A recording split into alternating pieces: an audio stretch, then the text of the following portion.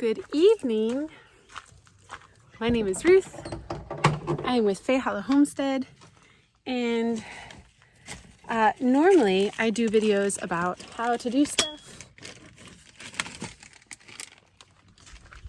This is my husband's car. Normally I do videos of how to do stuff, show you tours of my gardens, fun things like that.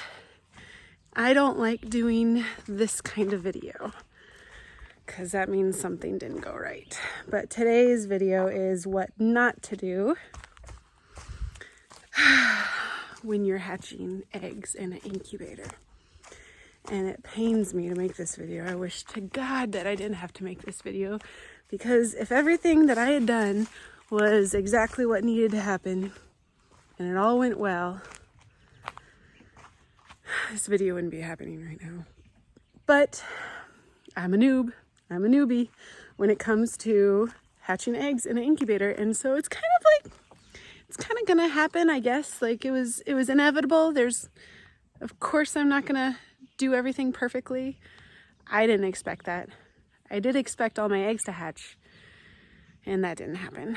So anyway, so my idea was this year we were going to order babies. We were going to order turkey babies. We were going to order geese. We were going to order guineas and quail. And I was probably going to add in some like random chicken order, just because you might as well at that point if you're going to be ordering a bunch of birds.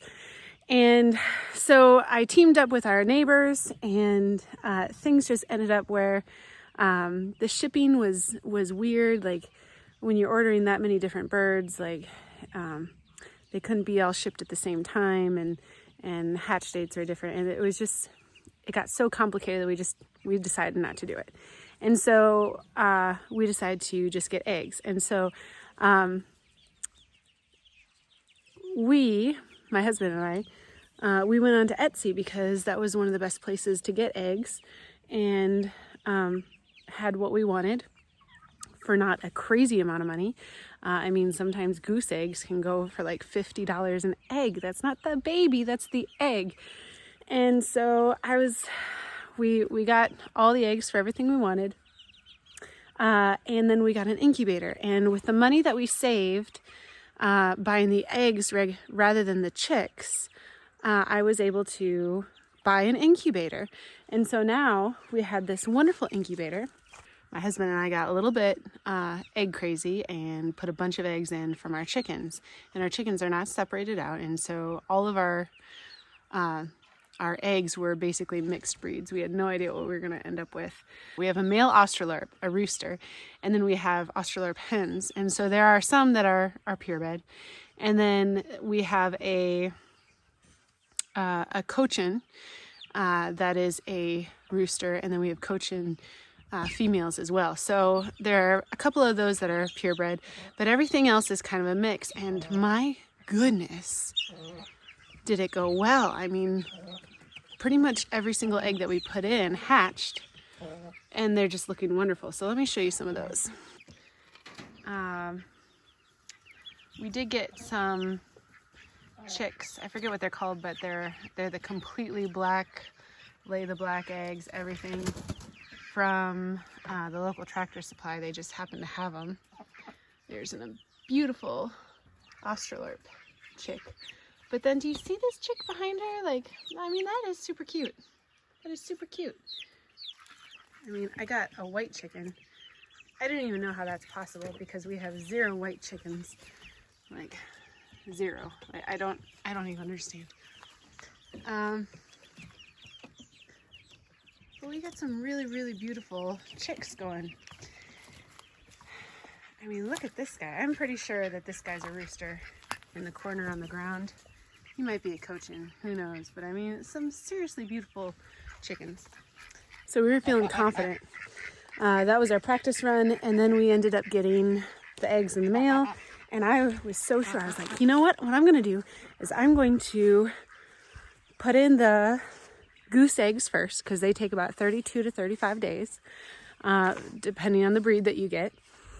And then after a certain amount of days go down, I'll put in the guinea eggs, because those take about 25 days. And after a certain amount of days go down, then I'll put the quail eggs in, and that'll take about 18 days. And so let's have it line up so that they're all hatching on the same day. And my husband's making faces at me. Let's have it all hatch on the same day.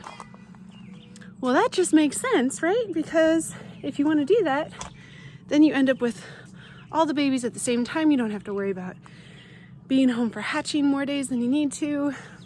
You can have all the babies together. It just makes sense. In theory.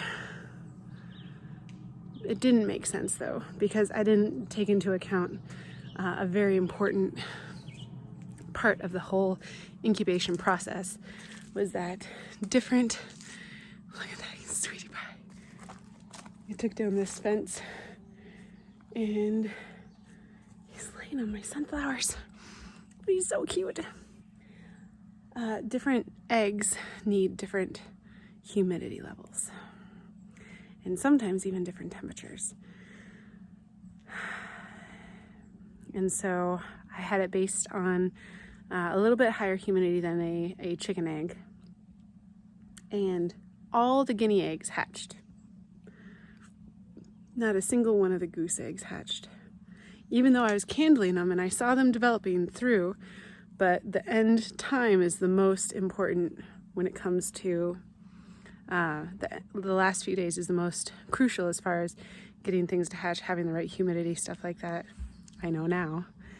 And then we had one baby quail hatch, and that's it. And so luckily one of the guineas was extra small, so we stuck the guinea in with the quail so that they could have friends. The quail were also, I knew they were going to be small, but I was stunned at how tiny they were.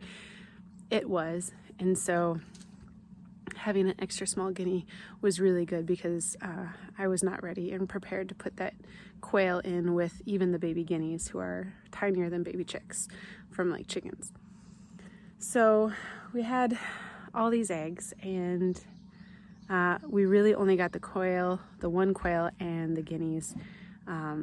We did not get the goose eggs to hatch at all, and I'm heartbroken. I was really looking forward to that. You can't get goose eggs to hatch anymore. They have a very specific time frame during the year where they are laying their eggs, and I will keep my eye out, just in case there's anything crazy going on. Some goose decides to just go crazy and lay eggs. So it's back a year on having geese, and so that's disheartening and frustrating, but I hope that maybe my error can help you guys. When you are hatching eggs, do them separately.